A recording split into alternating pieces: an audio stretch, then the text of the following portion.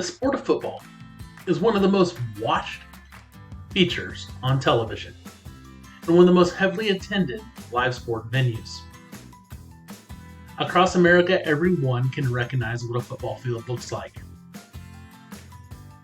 This makes painting a football field extremely important. Why? Everyone will know when you make a mistake.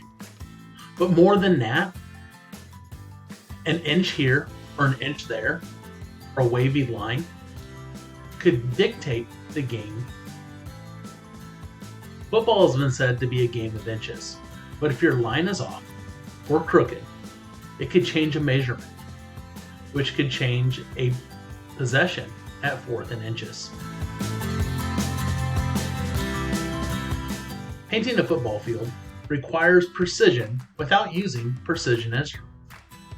It's as simple as using stakes and string.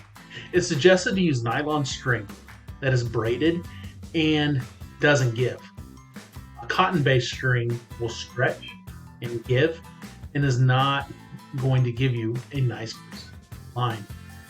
This gentleman here is using lines to be able to paint a football field in his backyard.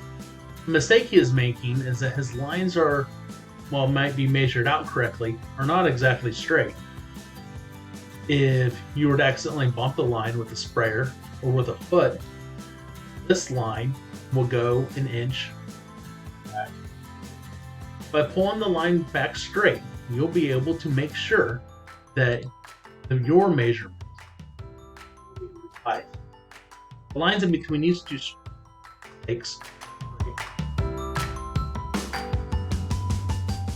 Students are to, when putting out a line, pluck the string like a banjo. And if it snaps back quickly, the line is straight and tight enough for painting. It's important when these lines are put up that these lines are rolled back onto the apparatus that they're on, be it the wheel or the stick that the string is adhered to.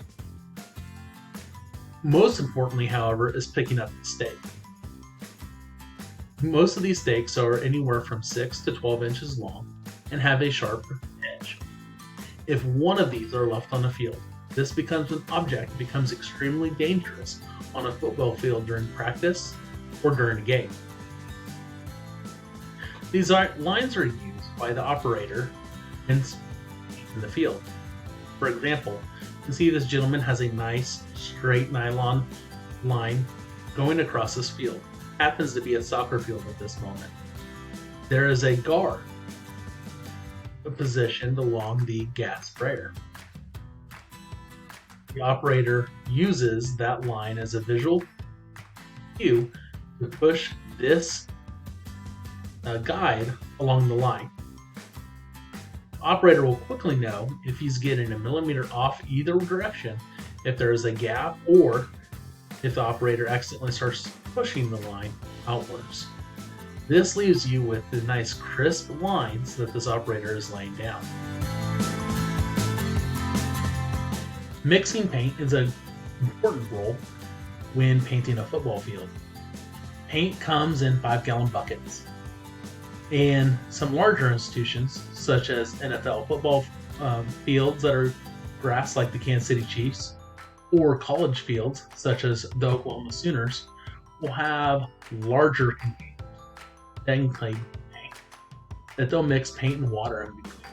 You'll notice on this stand that these racks that contain the paint and water mixture are up off the ground.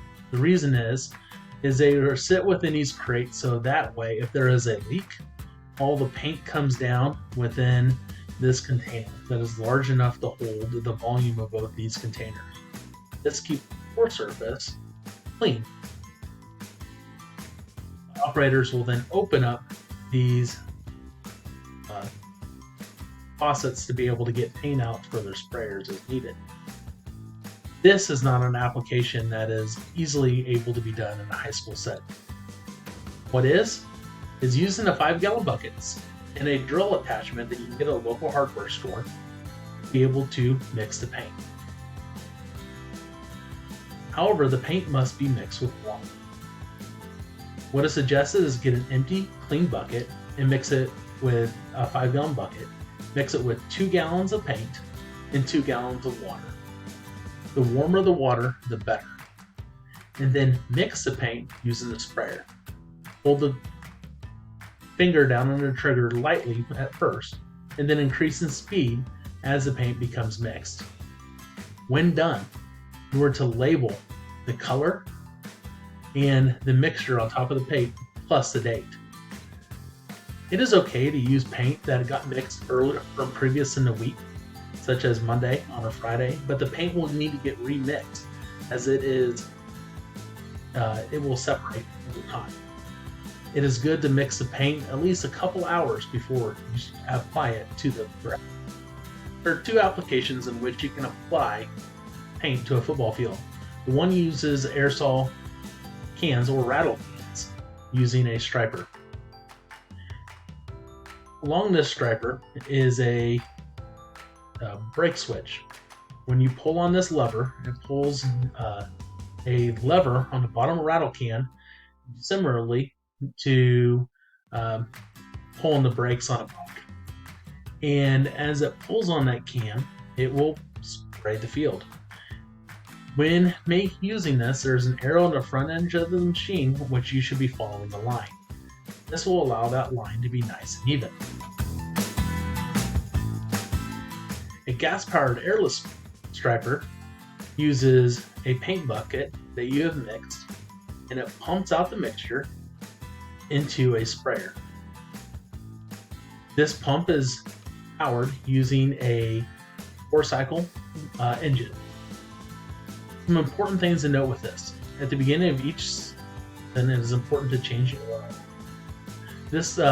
These engines do not require a lot of oil, so it's important to read the manufacturer's guide when prepping the sprayer. Next, gas should be applied weekly. Do not get a 5-gallon gas can at the beginning of the season and use it until it's gone, especially using ethanol blended fuels. Why?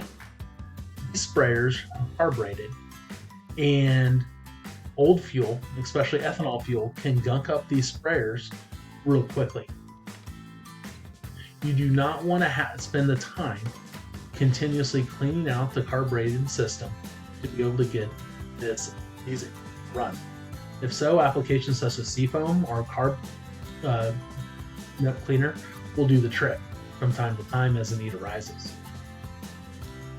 At the end of each use, you'll need to clean the machine out thoroughly, cleaning the nozzle and tip, cleaning out the lines that the paint has come in between, and to keep the paint free from the system.